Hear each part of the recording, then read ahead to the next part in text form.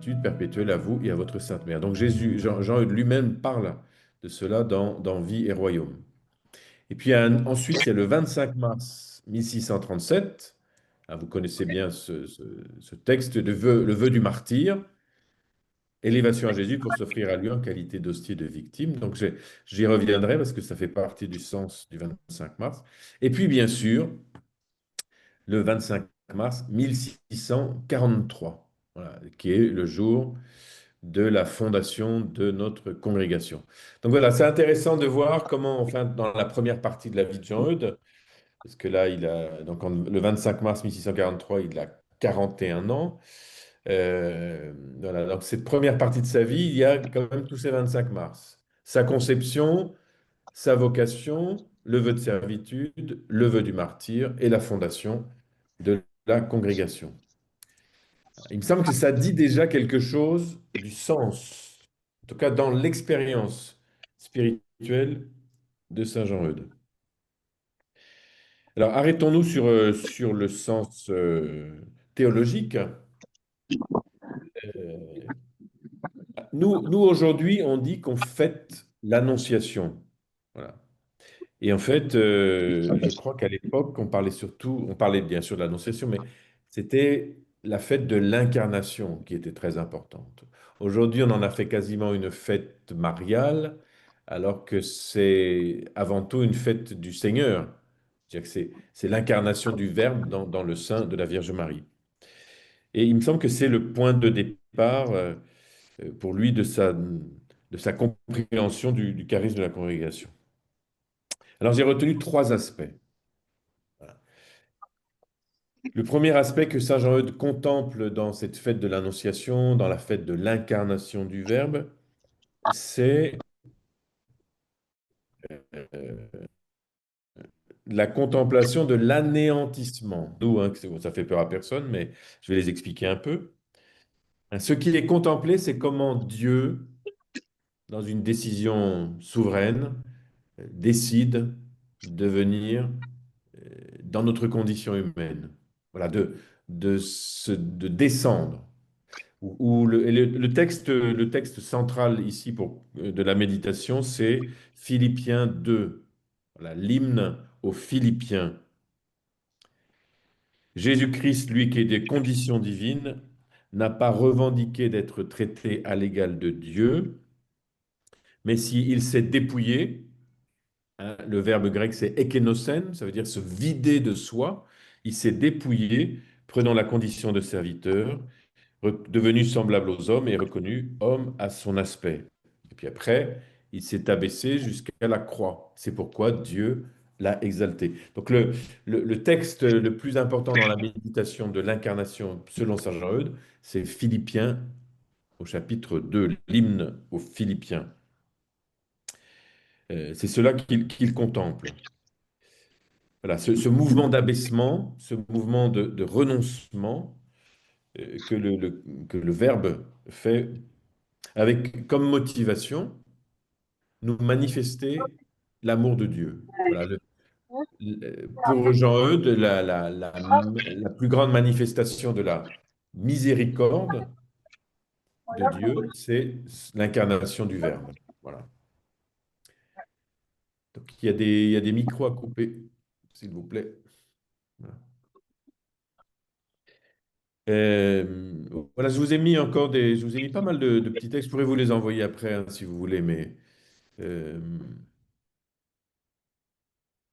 voilà, c'est dans la méditation sur l'humilité, hein, qui est un livre de 1662, qui a été publié en même temps que les Entretiens intérieurs.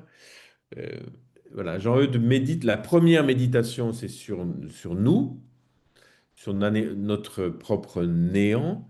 Je vais revenir sur le mot. Et puis après, il continue sur le même sujet de l'anéantissement de notre Seigneur Jésus-Christ. Vous voyez, c'est quand il contemple Jésus, voilà, adorons notre Seigneur dans son anéantissement marqué en ses paroles. C'est met ipsum exsinant nivit, donc il s'est abaissé lui-même, il s'est vidé lui-même. Et il dit, voilà, il s'est abaissé dans son humanité, voilà, dans la manière dont Jésus a vécu, selon son humanité. c'est ça qu'il nous faut comprendre ici. Son humanité connaissait très bien que d'elle-même, elle n'était rien. Voilà. Que tout était relié, que tout était lié au Verbe. Tout était lié à la grandeur de Dieu en lui. Et que son humanité n'avait cette consistance que dans la relation avec l'humain, entre l'humain et le divin. Après, il dit il s'est anéanti même selon sa divinité. Là, son être suprême s'est anéanti dans le néant de notre nature, sa vie divine dans notre mortalité, son éternité dans le temps, son immensité dans la petitesse de l'enfance, sa toute-puissance dans la faiblesse et impuissance, sa sagesse dans la folie de la crèche et de la croix. Ça, c'est une expression qui est célèbre, hein. Sa sainteté dans la ressemblance de la chair du péché, sa gloire dans les ignominies, sa félicité dans les souffrances, sa plénitude dans la pauvreté, sa souveraineté dans la dépendance et dans l'assujettissement. Voilà, c'est une très belle page de Saint Jean-Eudes, même dans la manière d'écrire, pour montrer comment voilà, le Verbe de Dieu, l'un de la Trinité, euh, a laissé la puissance de sa divinité pour devenir l'un de nous, et que même dans le cours de sa vie terrestre, c'est-à-dire selon son humanité, hein, Jésus a vécu beaucoup d'humiliation. Voilà, c'est ce qu'il va dire aussi au troisième point. Pendant qu'il était en la terre, il a voulu être traité comme un rien, voire comme s'il était moins que rien, ayant permis que l'on l'ait traité avec moins de respect et d'humanité, avec plus d'ignominie et de cruauté qu'on aurait fait s'il n'avait été qu'un néant. Voilà. Donc ça, c'est un aspect quand même très important de la contemplation de Jean-Eudes qui, on n'en parle pas beaucoup, à vrai dire, euh, mais c'est très présent dans ses œuvres, hein, la manière dont il comprend l'incarnation comme étant cette descente de Dieu dans la faiblesse, dans la petitesse, ben, jusqu'au tombeau. Et le seul motif de cet anéantissement, c'est l'amour de l'humanité. Dieu a tellement aimé le monde qu'il a envoyé son Fils unique. Alors, un petit mot quand même sur l'anéantissement. J'ai trouvé ça chez Bernard Pitault. Il y a une petite note qui donne, je trouve, une bonne explication. Il dit l'anéantissement, c'est la forme extrême de l'humilité. Il dit, ce mot est aujourd'hui peu courant, mais au contraire, néant, s'anéantir, anéantissement sont très usités au XVIIe. Donc, s'anéantir, ça ne veut pas dire se détruire, c'est pas un sens métaphysique, c'est, comme il le dit, j'aime bien cette expression, situer l'homme dans sa vérité devant Dieu. S'anéantir, c'est donc se reconnaître comme rien, s'oublier soi-même pour laisser place à Dieu. Le Christ, en sa kénose, s'est anéanti à la perfection. Voilà. Et parfois, Jean-Eudes dit ça, ou Monsieur Charles de Condren aussi, le successeur de Bérulle, il va dire Jésus, c'est le parfait anéanti. Non pas parce qu'il était réduit à rien, mais c'est parce il était en vérité devant Dieu. Peut-être c'est l'homme le plus en vérité devant Dieu, qu'il reconnaît qu'il reçoit tout de Dieu. Voilà. Comme dit Bernard Pitault, il y a chez Bérulle trois aspects du néant. Le néant de l'homme comme créature, par rapport au créateur, moi je ne suis pas mon créateur, j'ai un autre qui m'a créé, donc c'est dans ce sens-là que je me reçois de lui. Le néant de l'homme comme pécheur, parce que comme, quand je pêche, finalement, je détruis quelque chose de bon en moi, la relation que j'ai avec mon Dieu. Et puis, il dit un troisième néant, c'est le néant dans lequel le Christ entre par son abaissement, dans son incarnation. Et là, ici, Bernard Pitault cite les Rénaux flamands, donc au XIIIe, XIVe siècle, mais en fait, il aurait pu aussi citer Saint Jean-Eudes qui parle des trois néants également. Et donc, Bérulle et sa suite Jean-Eudes, il montre que l'homme s'accomplit en communion à l'anéantissement du Christ. C'est-à-dire que je reconnais que je suis une créature, je reconnais que je suis pécheur, mais je le fais dans l'abaissement du Christ. Je le fais en m'unissant à ce mouvement qui a pour motif la miséricorde et l'amour de Dieu. Et en reconnaissant cela, alors je suis sauvé. C'est exactement la démarche qu'on fait pendant le carême, quand même, hein. Pendant le carême, on a cette démarche de pénitence, c'est-à-dire qu'on reconnaît notre petitesse et notre état de pécheur. Et c'est dans cette reconnaissance que l'on confesse qu'on reçoit la grâce du salut. Voilà, j'espère que ça comprend bien. Vous voyez, il me semble qu'ici, on comprend que l'anéantissement qui est contemplé dans le jour de l'Annonciation, c'est une disposition spirituelle fondamentale, en fait. Et pour Jean-Eudes, c'est une disposition fondamentale et permanente du disciple du Christ. Alors, non pas pour rabaisser la personne, comme on l'a parfois pu le dire, mais pour la situer dans un rapport ajusté à Dieu et à la réalité qui l'entoure. Oui, le centre de gravité ou le centre tout court, on parle souvent de théocentrisme ou de christocentrisme, eh ben, le centre de gravité de notre vie humaine, c'est le mystère de Dieu. Certains ont dit que Bérulle avait fait la révolution non, comment on dit, copernicienne. C'est-à-dire Copernic avait dit que le centre du système solaire, c'était pas la Terre, mais c'était le Soleil. Et ben, certains commentateurs disent ça. Avec l'humanisme, c'était l'homme qui était mis au centre, et avec Bérulle, c'est Dieu qui est remis au centre. Voilà, il a refait, c'est autour de lui que tourne notre existence. Euh, voilà. C'est vrai que cet aspect de notre spiritualité eudiste a parfois été un peu minoré parce qu'elle était prise comme un jugement moralisant ou une dépréciation des personnes. Euh, alors que je pense que l'humble reconnaissance de ce que nous sommes, c'est déjà accéder au salut qui nous est donné par le Christ. De reconnaître que Jésus, c'est lui qui est le Verbe créateur et c'est celui qui est mon sauveur. C'est des choses que je ne peux pas me donner à moi-même. Jean-Eudes, lorsqu'il parle de l'humilité, vous connaissez bien cette expression, il parle de l'humilité comme la mère de toutes les vertus, la matrice de toutes les vertus, celle qui engendre toutes les vertus. Donc ça veut dire une chose très simple, c'est-à-dire qu'il n'y a pas de progrès personnel dans notre propre humanité sans l'humble reconnaissance de notre condition. Voilà, quand on prend conscience de la petitesse et de la vulnérabilité, du poids du péché, alors le chemin spirituel avec le Christ nous donne un réconfort, une issue, un salut, car ce qui semblait nous perdre, eh bien, ça devient un chemin d'avenir. Voilà, tout ce qui pouvait nous paraître impossible à vivre, notre petitesse, vulnérabilité, péché, eh bien, devient, avec ce chemin du Christ, un chemin de salut. Euh, alors, Jean-Eudes, il donne, avec le vœu de servitude et le vœu du martyr, je pense qu'il va donner une nouvelle signification, hein, si je peux dire. Dans Philippiens 2, que je vous ai déjà cité, au verset 7, il est dit, il s'est anéanti en prenant la condition de serviteur, devenu semblable aux hommes, reconnu homme à son aspect. Donc ça, c'est la manière dont il se vide de sa divinité. Et après, au verset 8, il est dit, il s'est abaissé, devenant obéissant jusqu'à la mort et la mort de la croix. Alors, comme je l'ai déjà dit, pourquoi le Christ s'est anéanti et a pris notre condition? C'est par amour. Hein. C'est l'expression de sa miséricorde. Et pourquoi il s'est abaissé jusqu'à la mort et la mort de la croix? C'est par amour. Voilà, c'est pour manifester l'amour infini de Dieu pour les pécheurs.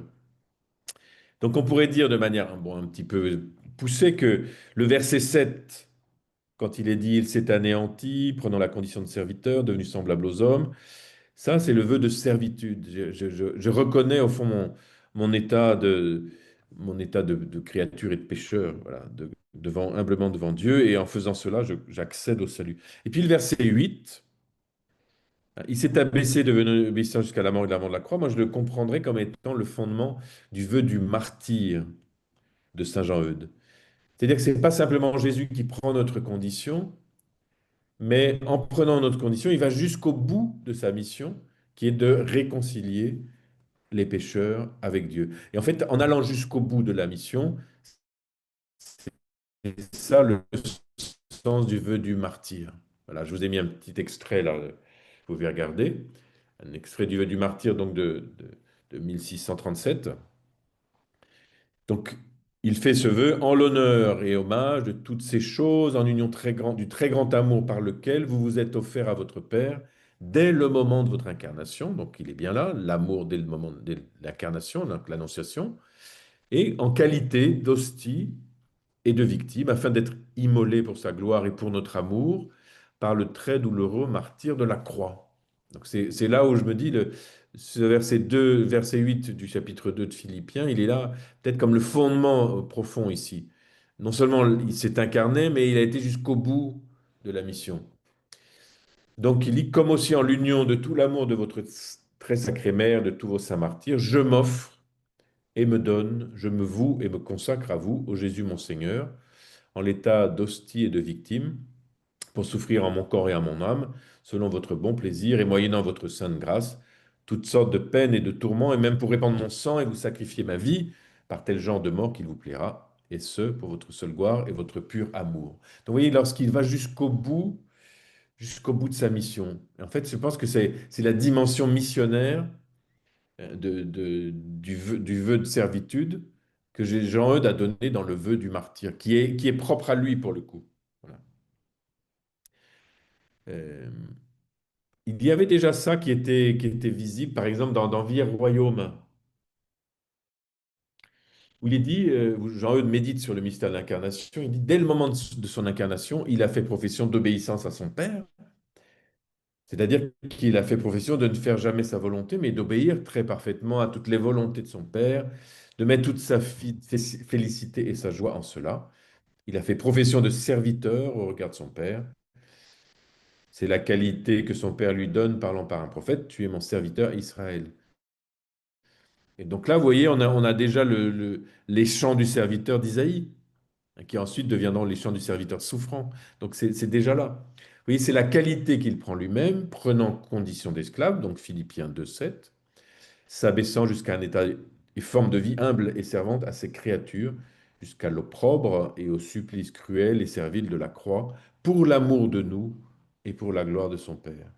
Il a fait profession d'être hostie et victime, toute consacrée et immolée à la gloire de son Père, depuis le premier moment de sa vie jusqu'au dernier. Donc, vous voyez, du premier moment jusqu'au dernier, c'est comme dans l'expérience de Jean-Eudes, le vœu de servitude et qui s'accomplit dans le vœu du martyr. Et alors, il ose écrire, voilà en quoi consiste la dévotion de Jésus. C'est pourquoi, puisque la dévotion chrétienne n'est autre que la dévotion de Jésus, nous devons nous mettre notre dévotion en ces mêmes choses-là.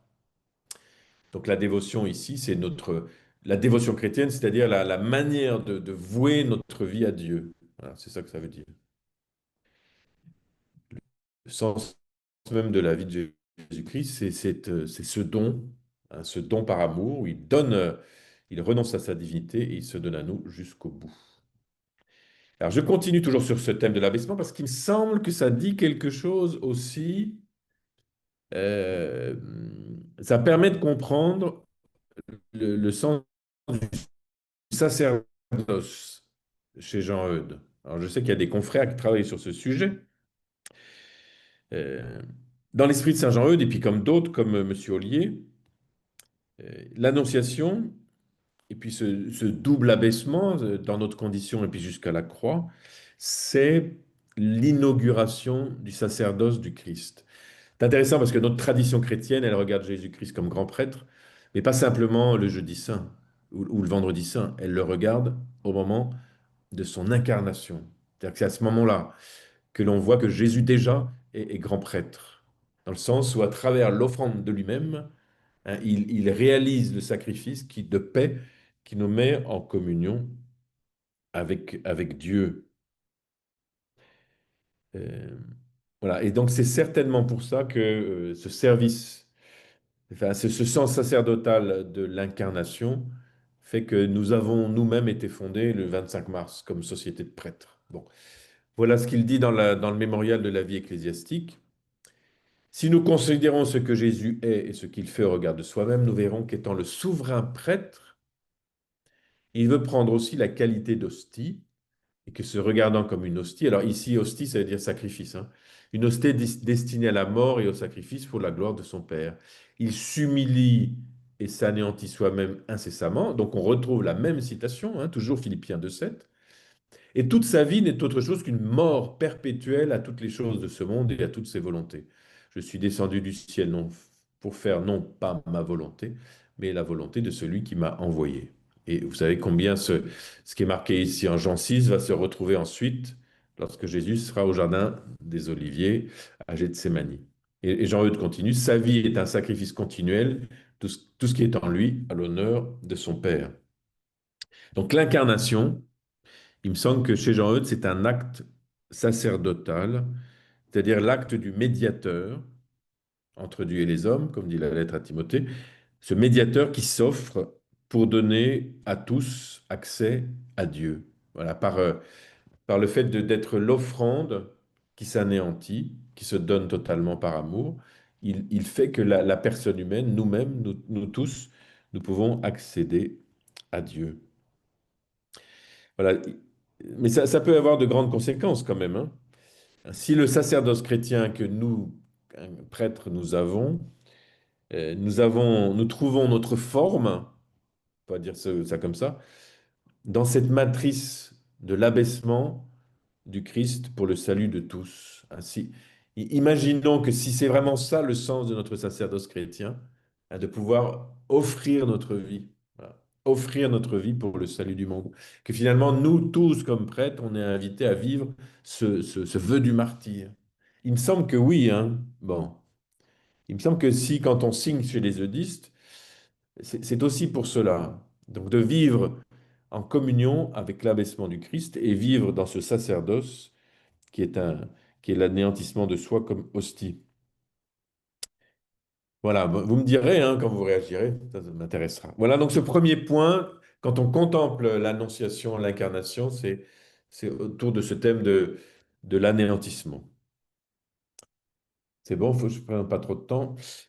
Le deuxième thème théologique, c'est bien parce que vous m'avez obligé un peu à travailler, donc c'est bon. Donc le deuxième thème théologique, c'est finalement l'incarnation. C'est le fondement de la théologie des états et mystères dont on parle tout le temps, hein, que on est là pour continuer à accomplir les états et mystères de Jésus. Parce que je me suis dit, quand on dit l'incarnation, qu'est-ce qui s'incarne? C'est un peu bête hein, comme question, mais celui qui s'incarne, on sait que c'est le Verbe éternel, l'un de la Trinité, mais il incarne quoi? Voilà. En fait, il incarne les attributs de Dieu. Voilà, tous les attributs de Dieu, toutes les perfections de Dieu qui sont éternelles, que possède le Verbe, eh bien, c'est cela qu'il vient incarner. Voilà. Et ça, c'est la clé pour comprendre les états et mystères de Jésus. Hein, ce que Jésus nous montre à travers sa vie terrestre, c'est l'incarnation des attributs et des perfections divines qui précèdent Jésus dans son incarnation. Voilà, c'est une réalité éternelle qui s'incarne dans la personne de Jésus. Une des citations très courantes de Jean Eudes, c'est que Jésus est l'image du Dieu invisible. Voilà, cela précise le contenu de l'incarnation. Celui qui s'incarne, ou même ceux qui s'incarnent, c'est bien cela, c'est toutes les attributs de Dieu. Alors j'ai retrouvé un texte de Jean-Paul II, de Riche en miséricorde, donc c'est une encyclique de 1980, vous voyez, c'est déjà pas mal d'années. Donc, il parle, il médite sur l'incarnation. Il fait le lien entre incarnation et miséricorde, comme Jean-Eudes d'ailleurs. Et là, il dit, là, donc dans l'incarnation, ces perfections invisibles deviennent visibles, incomparablement plus visibles qu'à travers toutes les autres œuvres accomplies par lui. À tout ce que Dieu s'est déjà manifesté dans l'Ancien Testament, etc. Bon, elles sont devenues visibles, mais là, comme il dit ici, elles deviennent visibles dans le Christ et par le Christ. Donc, dans ses actions, dans ses paroles, dans sa mort sur la croix et sa résurrection. Donc, oui, c'est l'incarnation des réalités invisibles, des perfections invisibles de Dieu qui deviennent visibles dans le Christ. Donc, ainsi, dans le Christ et par le Christ, Dieu devient visible dans sa miséricorde, c'est-à-dire qu'est mis en relief l'attribut de la divinité que l'Ancien Testament, à travers différents termes et concepts, avait déjà défini comme la miséricorde. Donc là, il prend l'exemple de la miséricorde, mais tout ce qui était invisible en Dieu devient visible parce que ça s'incarne dans la personne de Jésus. Donc ça, alors ce qui s'incarne, c'est ça qu'on appelle les mystères de Jésus. Les mystères de Jésus, finalement, c'est les circonstances de la vie de Jésus. Mais les circonstances de la vie de Jésus manifestent quelque chose qui le précède. La manière d'être patient de Jésus manifeste la patience éternelle de Dieu. La bonté de Jésus manifeste la bonté éternelle de Dieu. Voilà. Ça, je pense que vous êtes assez d'accord avec cela, parce que Jésus vient manifester par son incarnation une réalité divine et éternelle. Mais ça ne s'arrête pas là, l'histoire. C'est que ce que Jésus a manifesté dans le temps nous est devenu accessible grâce à l'incarnation.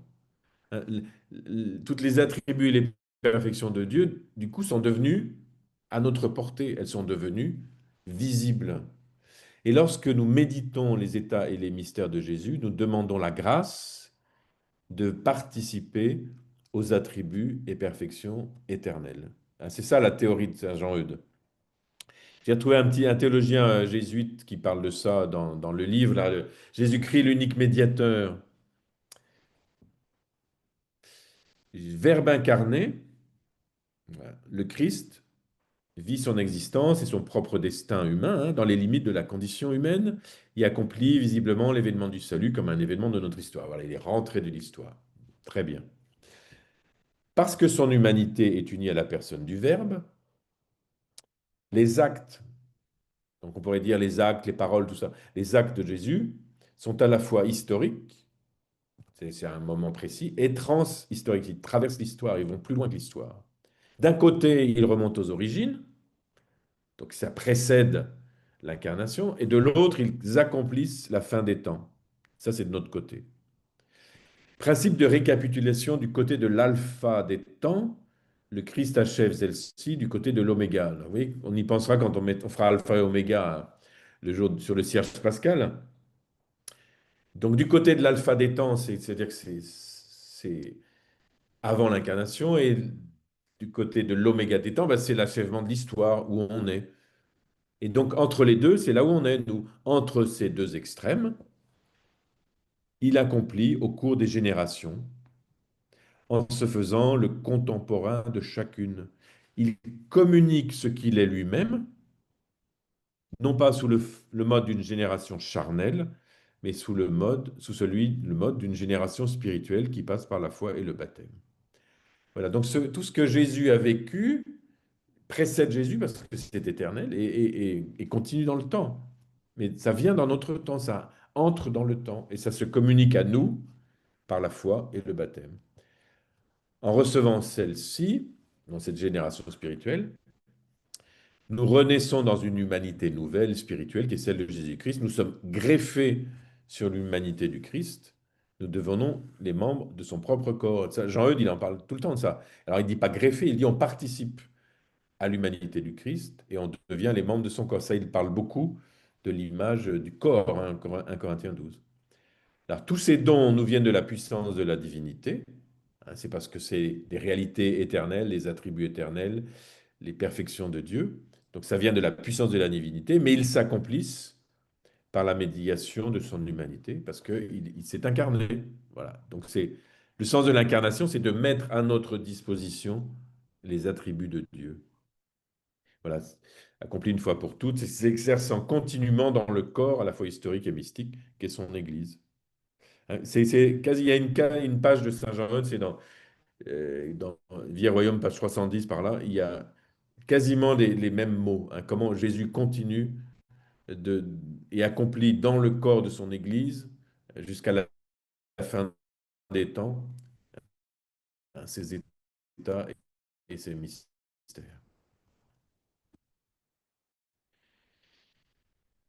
Voilà, je pense que ça nous fait comprendre, en fait, et celle de toute l'Église, c'est pas simplement eudiste, que la vie du disciple, c'est pas simplement marcher à la suite de Jésus, mais c'est de participer à la vie de Jésus, là, de participer à sa vie, de prendre part, au fond, d'une certaine manière, que nous continuons d'incarner dans notre vie les états et mystères que nous avons contemplés.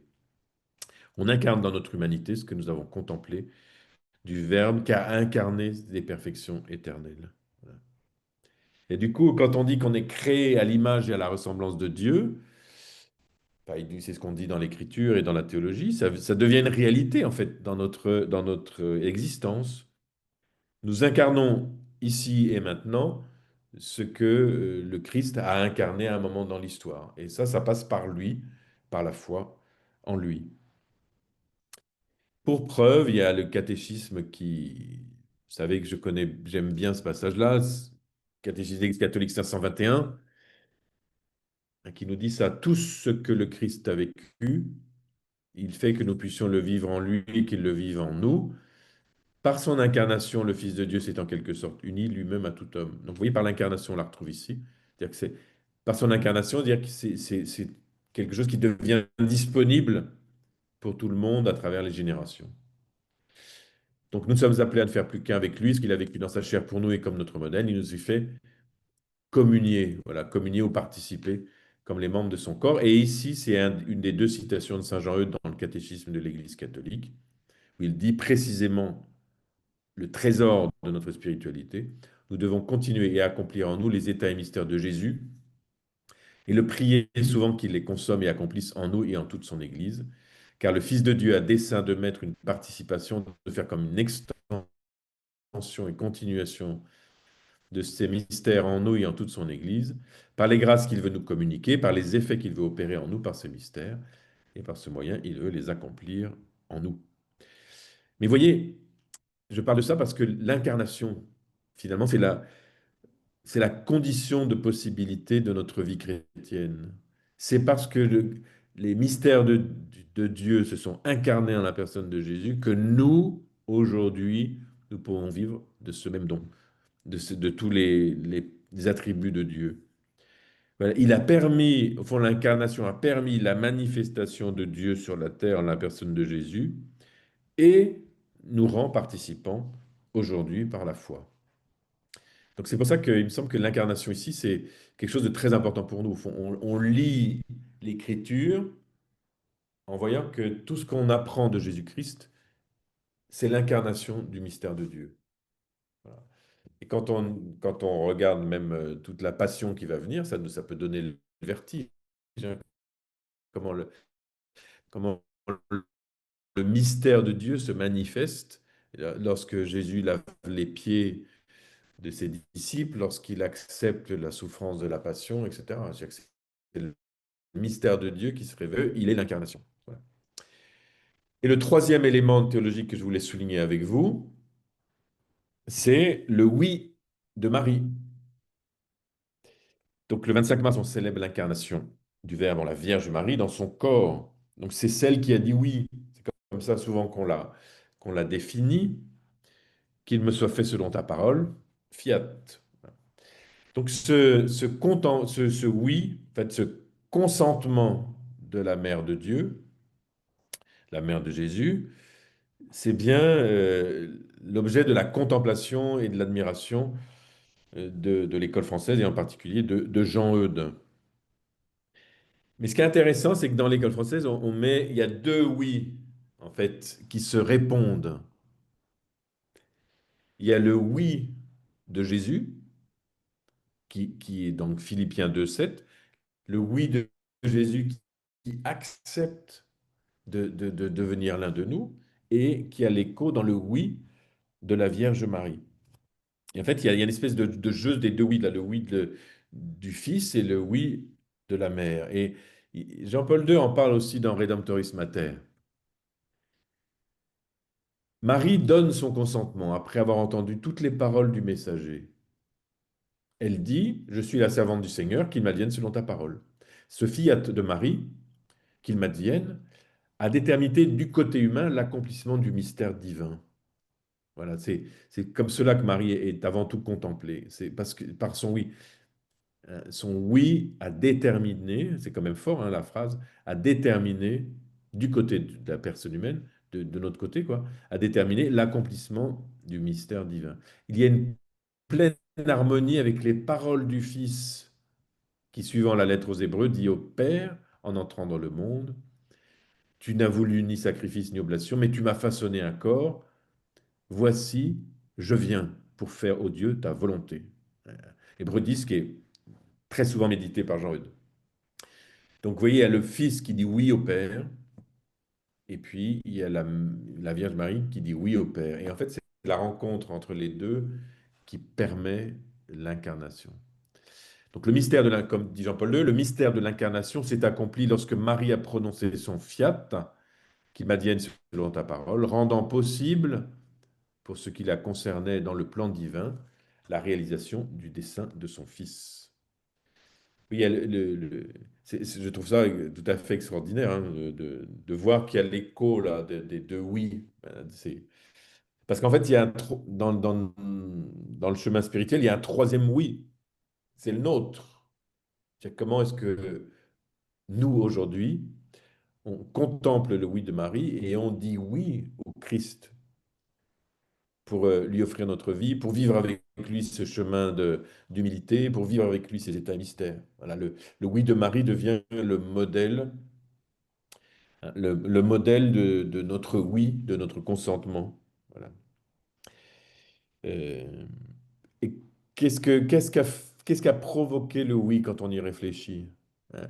Le oui de Marie a provoqué que le Verbe a pris chair en elle. Autrement dit, que le Verbe s'est formé en elle. Voilà, grâce au oui, le Christ s'est formé en elle. Et quand nous, on dit oui, qu'est-ce qui se passe en nous? La même chose. C'est que le Christ se forme en nous. C'est pour ça que Jean-Eudes, il va dire que la vie chrétienne, c'est la formation de Jésus en nous, dont le modèle, c'est le oui de la Vierge Marie. Voilà, et donc, c'est elle qui a formé de manière tout à fait unique et à la fois premier euh, le Christ en elle. Alors, je dis premier parce que c'est à la fois unique parce qu'il y a qu'elle qui l'a porté dans ses entrailles, mais elle est première dans le sens où elle montre comment on porte le Christ dans son propre cœur. Voilà. Euh, voilà, le Père 1100, il parlait de la Vierge Marie comme le prototype. Alors, c'est bizarre comme expression, mais c'est-à-dire que c'est la première créature qui a consenti au projet de Dieu et qui nous montre comment nous aussi, nous sommes là pour consentir au projet de Dieu pour que le Christ se forme en nous. Voilà, je ne sais plus quel texte, je ne sais plus quel pape avait dit ça, qu'on pouvait poser notre oui, appuyer notre oui sur le oui de Marie, en demandant à la Vierge Marie de nous aider à dire oui. Voilà. Voilà, puis un autre aspect, mais qui est très lié au fond, là, dans ce moment de l'Annonciation, lorsque les deux oui se rencontrent, Jean-Eudes, il va dire que c'est le moment où les deux cœurs se rencontrent. Voilà, le cœur de la mère et le cœur du fils, c'est là où ils ont leur première communion, leur premier contact, et qui vont rester toute l'existence jusque dans l'éternité pour former un seul cœur. Mais c'est à ce moment-là où il y a l'union des deux cœurs. Voilà.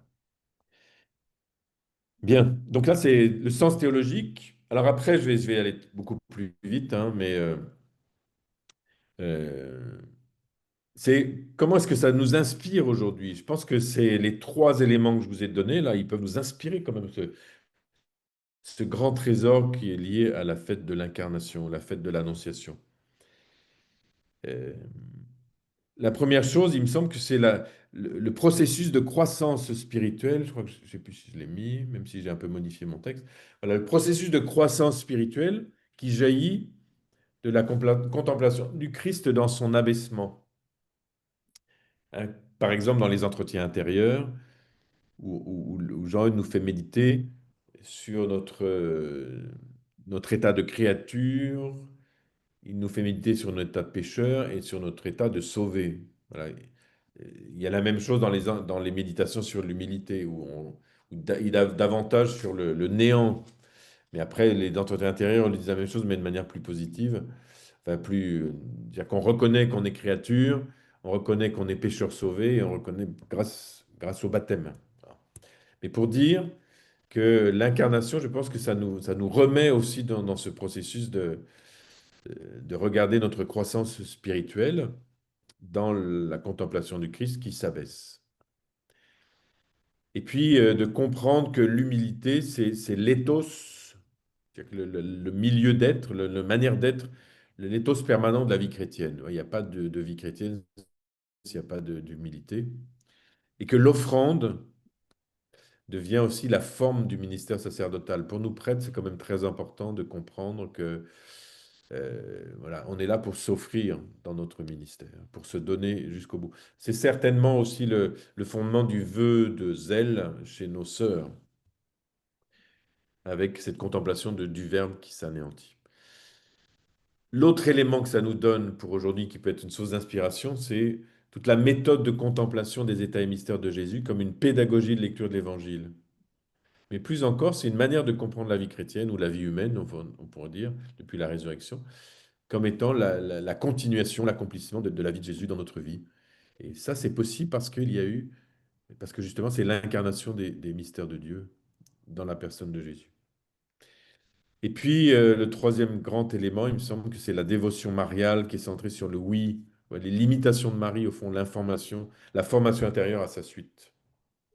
Et souvent, on parle du charisme de formation des eudistes, mais finalement, le fondement véritablement du charisme de formation, c'est la fête de l'Annonciation, lorsque le Verbe se forme en la Vierge Marie, et elle nous indique le choix de Dieu, c'est venir vivre et régner dans le cœur des fidèles.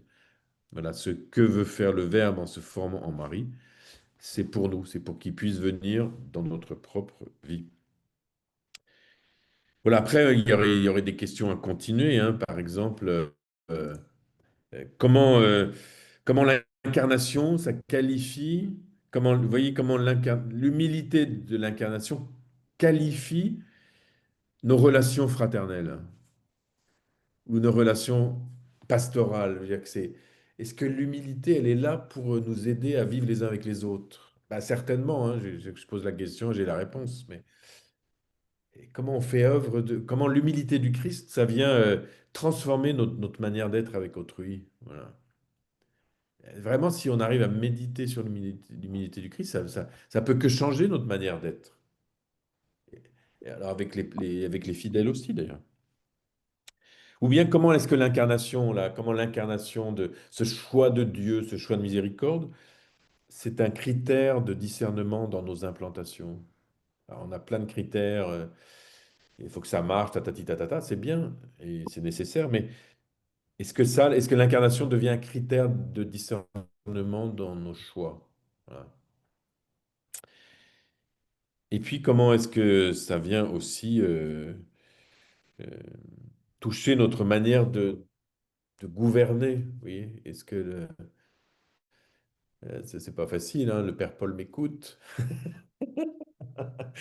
mais moi, je suis le premier concerné aussi, hein. Comment nos modes de gouvernance, nos modes euh, voilà, ils sont qualifiés par le Christ qui lave les pieds de ses disciples, le Christ qui se donne, voilà. Bon. Il me semble que oui, le grand appel, c'est de faire le lien entre les trésors de notre spiritualité et puis la vie effective que nous menons. Et ça, c'est un appel permanent. C'est un appel permanent à- C'est pour ça qu'on approfondit la spiritualité. Et je suis très heureux que la province d'Afrique ait mis en place cette commission spiritualité. Parce qu'en fait, la spiritualité, c'est ça qui permet, au fond, d'entendre un appel permanent dans notre manière de vivre. En fait, on sera de plus en plus de 10 si on est de plus en plus à l'écoute de notre spiritualité qui toujours nous appelle à grandir. Voilà. Et le faire en cherchant ensemble, avec sincérité, voilà, avec sincérité pour savoir comment mettre en œuvre, comment incarner aujourd'hui. Vous voyez le mot incarnation qui revient aussi à ce moment-là. Voilà, donc je vais m'arrêter là parce que je pense qu'on arrive à l'heure, mais pour laisser la place à ceux qui voudraient réagir comme le Père Hervé l'a annoncé. En tout cas, merci. C'est jamais très facile de parler à un écran comme ça, mais bon, j'espère que vous avez pu suivre peut-être avec les textes. C'est plus facile aussi d'avoir les textes sous les yeux. Là, merci de votre écoute. Mon cher Père supérieur général, au nom du supérieur provincial, nous vous adressons l'expression de notre profonde et respectueuse gratitude pour la richesse de votre conférence. Nous croyons qu'à la lumière du mystère de l'Annonciation, votre enseignement nous éclaire et nous encourage à vivre plus pleinement notre vocation dans l'esprit de Saint Jean-Eudes. L'Annonciation n'est pas seulement un événement du passé. Vous nous l'avez révélé que c'est un modèle pour toujours. Et elle nous révèle le cœur du charisme édiste. Accueillir Jésus pour le laisser vivre en nous et le donner au monde. Comme Marie, nous sommes appelés à dire oui. Comme elle, nous sommes appelés à porter le Christ. Comme elle, nous sommes appelés à le donner. Donc, c'est la grâce que nous demandons avec un cœur disponible, humble et ouvert. Et l'invitation nous est adressée pour que chacun fasse nôtre cette parole de Jean-Eudes. Jésus vit et règne en Marie et il veut vivre et régner en nous afin que notre mission reflète ce qu'il attend de nous. Une fois encore, merci. Nous allons laisser la parole aux uns aux autres qui souhaiteraient poser une question ou chercher à comprendre un aspect qui a été développé au cours de la conférence donnée par le supérieur général. Donc, celui qui voudrait intervenir, il ouvre son micro et il peut mettre aussi sa caméra et ça nous permettra de le voir. Et puis, il pose sa question. Chef supérieur général, je ne sais pas si nous allons aller question par question ou bien vous allez prendre 3 questions et y répondre. Et quelle est la méthode qui vous paraît plus intéressante? Oui, oui, on peut, S'il vous plaît, ouais. s'il vous plaît, Père Sylvain, Oui, je ne sais pas si du côté du Kenya, il y a des gens qui sont connectés. Auquel cas, si quelqu'un peut dire quelques mots en anglais pour résumer, avant qu'on ne continue en anglais, s'il vous plaît. Désiré est Est-ce qu'il y connecté. a... Il y a des gens du Bon, Kenya. Désiré, il Il est... comprend le français. non, peut-être Désiré peut traduire en anglais pour... C'est l'idée. Non, non, est-ce qu'il y a d'abord Non, mais, des sœurs et frères anglophones qui sont connectés? C'est ça qu'il faut voir. Je vois un non, mais je Élisée pense que Radradi. il y en a, Oui, il y a certains. Mais je D'accord. pense que Jean-Michel, le père Jean-Michel lui-même peut dire quelques mots en anglais. Un petit résumé. Père Jean-Michel. Ah, voilà. I don't know if there's somebody in English here. No, there's or not. Someone speak English there? Yes, Samia. John is here. Ah, okay. Who are you? Oh, John est avec nous. I'm fine, Father. Okay. Okay, it's John. But John, you must speak French. So I won't I won't summarize for you. It's okay. There's someone else from Kenya there? No. Désiré, il parle français. Ah oui, donc, Non, je pense qu'il y a, en fait, il y en a il n'y a pas. Je pas pense pas qu'il y ait, à part pratiquement. John ici, voilà. D'accord. OK. Bon, merci beaucoup. Merci. Donc, celui qui veut prendre la parole pour poser la question, et le micro est à vous. On peut soulever son bras ou bien le signaler dans le chat. Et là, ça permet de bien organiser ça. Ouais.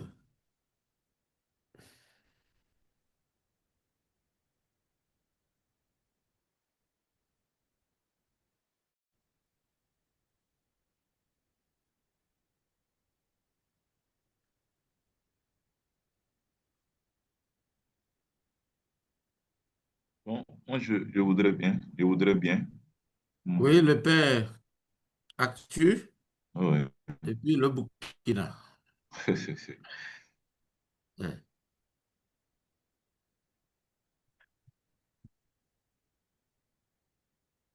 On vous écoute, Arthur. Ah, d'accord. Alors, donc, moi, la question que je voulais poser, c'est, bon, alors, c'est là demain l'Annonciation et voilà, dans ce que nous avons entendu comme démonstration et puis de ce que Jean nous dit depuis, on parle de l'incarnation, voilà, qui se fait au jour de l'Annonciation. Bon, je me suis demandé, mais cette célébration de l'incarnation, je ne sais pas si c'est bon, pour notre Église, on célèbre vraiment, c'est ça qu'on célèbre aussi à Noël. Ou bien, comment on fait pour que l'incarnation et l'annonciation soient célébrées peut-être demain, au même moment, pas que ce soit seulement eudiste. Mhm.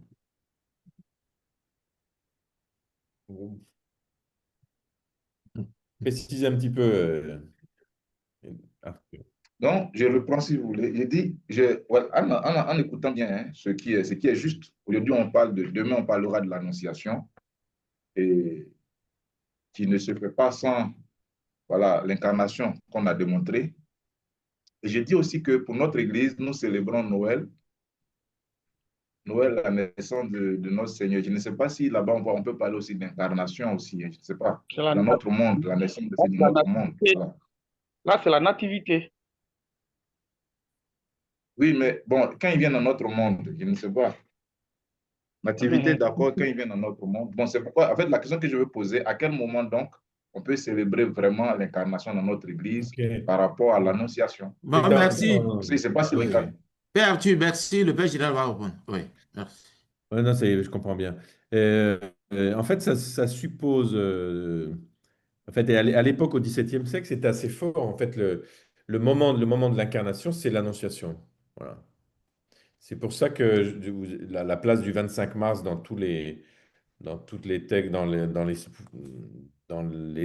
dates propres à Jean-Eudes, et puis dans les contemplations. Par exemple, Jean Bérulle a écrit un livre assez important il contemple le Verbe dans les entrailles de la Vierge Marie. Et en fait, le livre n'a pas été terminé, mais la fin, c'est la naissance. Mais le moment, en fait, le moment de l'union de la nature humaine avec la nature divine, c'est ça qui est contemplé. Et donc, dans les entrailles de Marie. C'est pour ça, par exemple, quand Jean-Eudes, il dit il y a 34 actes d'amour. Vous vous rappelez de ces 34? Parce qu'en fait, c'est pour lui, Si, si. il compte à partir de la conception, c'est-à-dire à partir de l'Annonciation.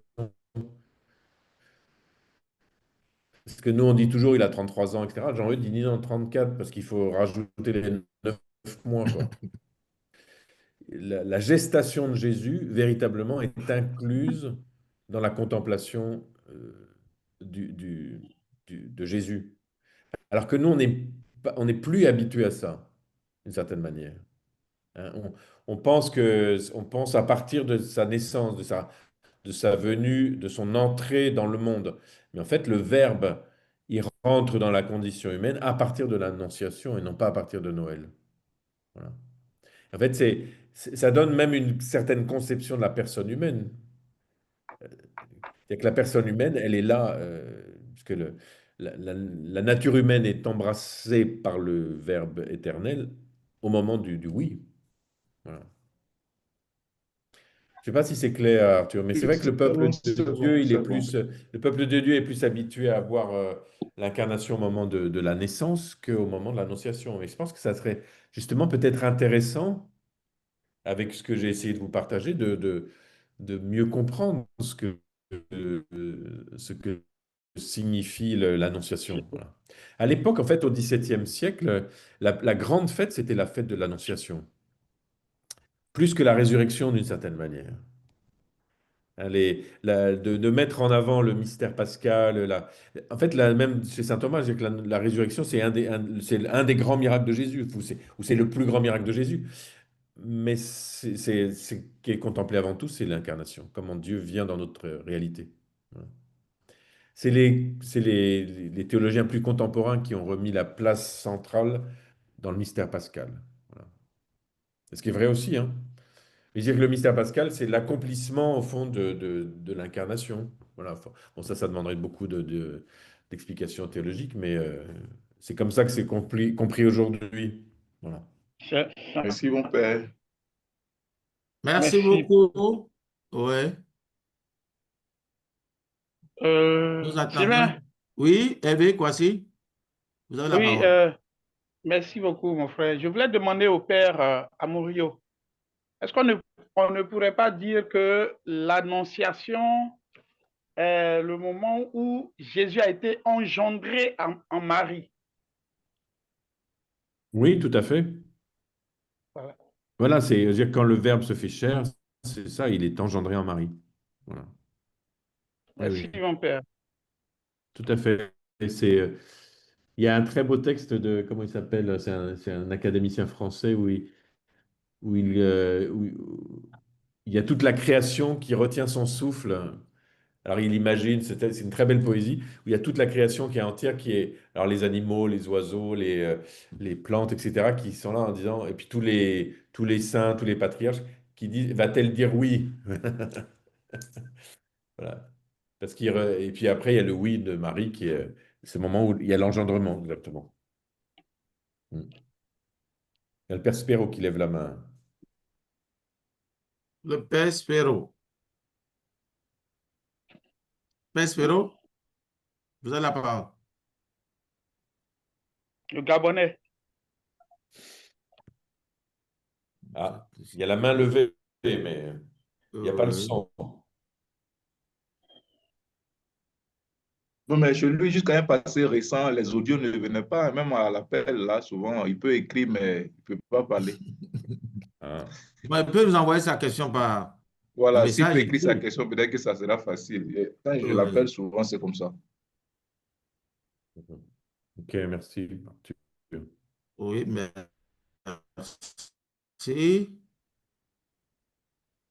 Un autre? Si. Oui.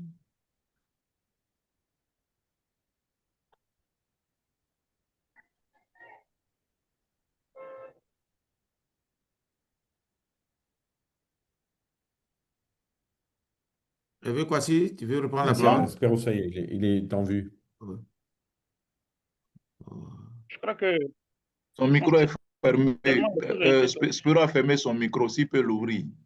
Ah, Père Spero, Voilà, ou bien C'est il parle. bon, bonsoir tout le monde.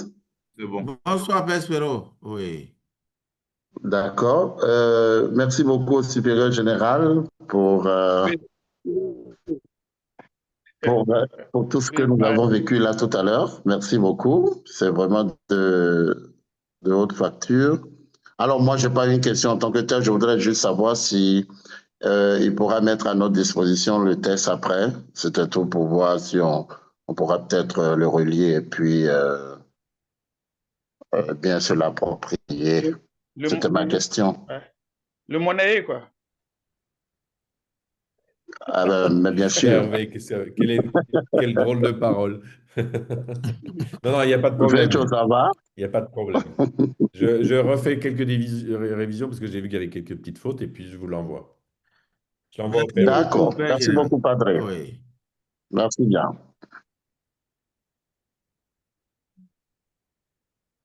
Le micro est toujours ouvert pour celui qui veut intervenir. Oui, merci Sylvain. Oui, Père Paul. Voilà, je voudrais dire merci au supérieur général et à vous tous qui êtes là pour partager cet instant provincial. Euh, je, le 25, le 24 et le 25 mars, Saint-Jean demande de renouveler les promesses sacerdotales. Et je crois que dans le, le manuel le dit, c'est dit qu'il regardait le 25 comme la fête à la fois de l'incarnation du sacerdoce. Et en le disant ainsi, bon, les prêtres de la congrégation renouvellent leur engagement, c'est bien. Maintenant, il y a comme une confusion de la fête du sacerdoce le 25 mars chez les jeudistes et le jeudi saint, qui est aussi la fête du sacerdoce. Est-ce que le supérieur général peut nous faire ce lien-là qui existe dans l'esprit de Jean-Eudes quand il lit incarnation et sacerdoce? Ok, donc j'en ai parlé un petit peu, mais je peux redire quelques mots. Faut que je parte parce que j'ai l'office à 7 heures, hein. Donc, c'est pas pour les prêtres, c'est pour les incorporés, mon père. Bon, oui, Voilà. oui, Donc, d'accord. il y a quelques incorporés non prêtres. Euh, le- En fait, le jeudi saint, aujourd'hui est regardé comme la fête du sacerdoce dans le sens de l'institution par le Christ des ministres, en particulier pour le service, voilà, le service des fidèles. Euh, donc ça, c'est très bien. Euh, euh, mais il me semble que Jean-Eudes, il en fait la fête, ou la disposition spirituelle du prêtre, c'est la même disposition que Jésus dans son abaissement. Voilà. C'est Jésus qui accepte d'être à la fois prêtre et hostie.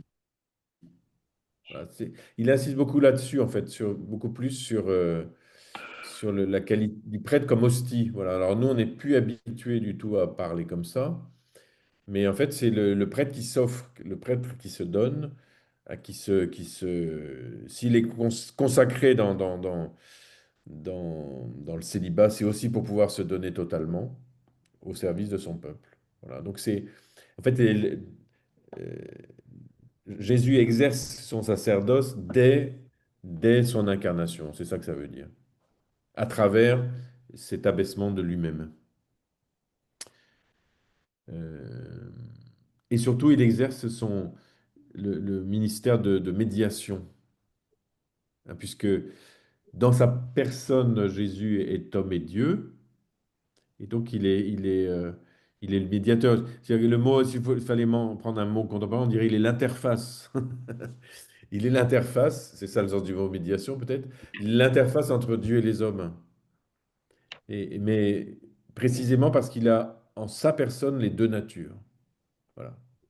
Et en fait, on pourrait dire que théologiquement, l'union des deux natures se réalise le jour de l'incarnation ou le jour de l'annonciation. Lorsque la nature, la nature divine du Fils de Dieu s'unit à la nature humaine en la Vierge Marie. Voilà. Personne. Et donc, la fonction sacerdotale est avant tout comprise comme une médiation. C'est que la médiation entre le monde de Dieu et le monde humain. Voilà. Ce que nous, on fait à travers les fonctions sacerdotales. Et donc, le médiateur, il réalise dans sa personne l'union des deux natures, et il le fait dans un geste d'humilité, d'abaissement, voilà, de service. Je ne sais pas si ça c'est clair, Paul, mais en fait, il y a pas du tout de contradiction entre les deux. Simplement, c'est des moments de réalisation. En fait, ce qui se réalise, le moment de l'incarnation, s'incarne de manière plus précise pour la suite de la vie de l'Église dans le jeudi saint. Voilà. Parce qu'en fait, ce qui se passe le jeudi saint, c'est avant tout tourné vers l'Église. Voilà. Parce que c'est pour dire comment faire lorsqu'il ne sera plus là. Comme, je ne sais plus quel texte d'un pape qui disait, voilà, il n'a pas quitté ce monde sans laisser les moyens à toutes les générations suivantes de participer à ce qu'il a vécu. Ah, c'est dans l'Église de l'Eucharistie, ça. Il dit, voilà, Jésus laisse le moyen à toutes les générations à venir de participer à son geste à travers l'Eucharistie, voilà, et le lavement des pieds. En fait, c'est comme deux moments qui disent le sacerdoce, quoi. Voilà. Ouais. C'est quand même, voilà, ça me questionne parce que je vois gens qui voient déjà dans l'incarnation l'acte sacerdotal du Christ. C'est, Oui. ouais, c'est, À mon avis, ça demande, c'est très puissant comme réflexion quand même, ouais, chez Jean-Eudes. Parce que je vous ai donné des textes là le mémorial de la vie ecclésiastique, où lui, c'est à ce moment-là qu'il le contemple. Plus que dans la scène, d'une certaine manière. c'est ça.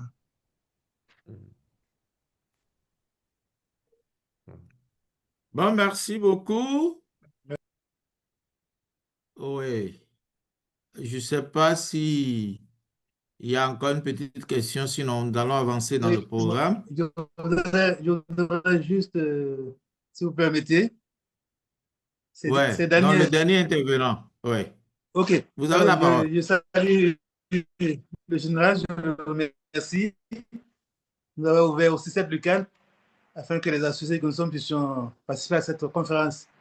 Je voudrais simplement lui demander de revenir un peu sur les deux oui qui se transforment après en trois oui.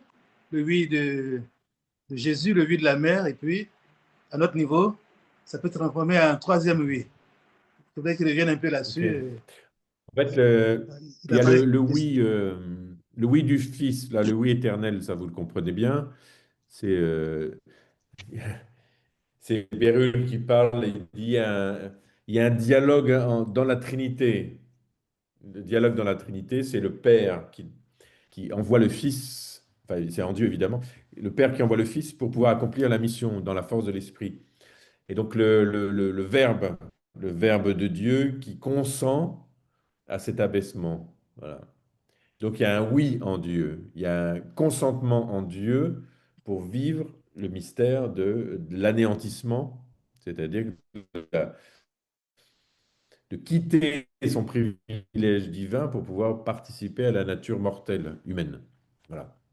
Donc il y a le oui du Fils qui est là, et puis il y a le oui de la Vierge Marie qui accueille en elle la venue du Verbe, qui n'a pas été, parce que c'est important, elle n'a pas été forcée, ça ne s'est pas fait malgré elle, ça s'est fait parce qu'elle a consenti.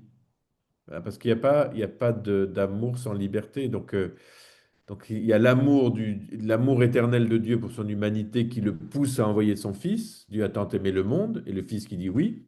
Et puis il y a l'amour de la Vierge Marie pour le projet de Dieu qui fait qu'elle dit oui. Voilà. Et donc c'est la rencontre des deux oui à ce moment du fiat, quoi, de l'incarnation, de l'annonciation. Je trouve ça très beau hein, comme méditation, moi. Parce que souvent, on regarde le oui de Marie, mais en fait, c'est la rencontre des deux oui qui est magnifique. Le oui de Dieu à l'humain et le oui de l'humain à Dieu, finalement. C'est une très belle alliance. Et donc, dans le oui de la Vierge Marie, d'une certaine manière, il y a notre oui qui s'inclut, que nous aussi, nous voulons accueillir en nous le mystère du Christ. Nous consentons, parce que ça ne se fait pas malgré nous, nous consentons à cette grâce d'accueillir en nous le Verbe de Dieu qui poursuit son incarnation, comme dit Gotthumet Spes 22, là, par son incarnation, le Fils de Dieu s'est en quelque sorte uni à tout homme. Mais ça ne se fait pas sans un consentement, je veux dire qu'on le voit bien. Si on ne donne pas notre adhésion de foi, ben, le Christ ne peut pas faire grand-chose. C'est dans la mesure où on donne notre adhésion de foi qu'il agit en nous. Merci, mon père. Donc il y a Merci. ces trois oui, voilà. Merci beaucoup, cher Père supérieur général. Nous allons à présent donner la parole au Père provincial, notre Père provincial, le Père Paul. En Père attendant, Paul, le Père Maguès vous salue. Il est parti pour la messe. En attendant, voilà. Il était là, mais il est parti pour la messe et il vous salue. merci beaucoup. Merci beaucoup. Voilà, très rapidement, je voudrais redire la reconnaissance de toute la province au supérieur général qui, malgré son calendrier complexe, voilà, nous savons qu'il est en visite canonique dans la province de France en ce moment, qui a voulu se faire proche de nous, de la province, à la veille de cette date significative de la congrégation. Voilà, merci beaucoup au Père supérieur. Et voilà, toute la province s'unit à moi pour dire sa reconnaissance. Voilà, merci aussi à l'équipe de spiritualité, l'unité de spiritualité, le Père Hervé, les deux Hervé, et puis le Père Sylvain, qui nous accompagnent depuis ce temps de carême de façon particulière pour vivre ces moments, les mystères du Christ. Voilà, je rappelle aussi que beaucoup d'associés ont été éprouvés ces derniers temps. On a perdu une associée au Bénin, dont les obsèques se sont déjà déroulées. Les associés de Côte d'Ivoire, Madame Kouma a perdu sa fille, sa petite fille. Madame Yao a perdu son frère la dernière fois. Monsieur Assamoah, celui d'Abata, a perdu sa fille la dernière fois. Donc, c'est beaucoup de choses. Et je félicite tout un chacun pour tout ce qui se fait pour soutenir ces personnes en ces moments difficiles. Voilà. Et je profite pour dire merci à toutes les communautés qui sont représentées. Je vois le patriarche, le père Didier connecté. Je vois les gens du Canada, de Bobo Dioulasso, de Cotonou, d'Abidjan, de Gabon. Voilà, je sais que je n'oublie personne. En tout cas, merci beaucoup. C'est un moment important et c'est important de garder ce que le supérieur général nous a dit, surtout les implications de l'incarnation dans notre vie de prêtre eudiste, surtout en ce qui concerne la vie pastorale, la vie fraternelle, le mode de gouvernance dans nos communautés, hein, des choix de nos missions. Voilà, merci beaucoup au Père Jean-Michel et bonne fête de l'incarnation et puis bonne fête aussi de la congrégation à tous et à chacun. Voilà. Père provincial, Merci la beaucoup. Bable, là, qu'est-ce qui s'est passé? Nous sommes Merci en beaucoup, carême Père là. Paul. C'est le temps de carême. Ah, d'accord. C'est lié à ça. C'est pas Voilà, encore Ouais. fini, hein. c'est ça. OK. Voilà. Causerie après. Bon, merci beaucoup. Le Père général voudrait prendre la parole, Bien. oui. Je vais devoir y aller parce que là, on a l'office où on va renouveler nos engagements parce que nous, il est 19 h là. Donc, je dois vous Merci laisser. beaucoup. Je sais que il y a la prière maintenant, je serai en union avec vous. Et puis, Voilà. je voudrais vous dire que je suis très heureux de vous rejoindre comme ça pour partager avec Merci. vous. Voilà, merci beaucoup. Merci beaucoup. Ouais. Merci beaucoup à vous, Père À général. Bon, bah, bientôt. je me Merci. retire. Ouais. Merci.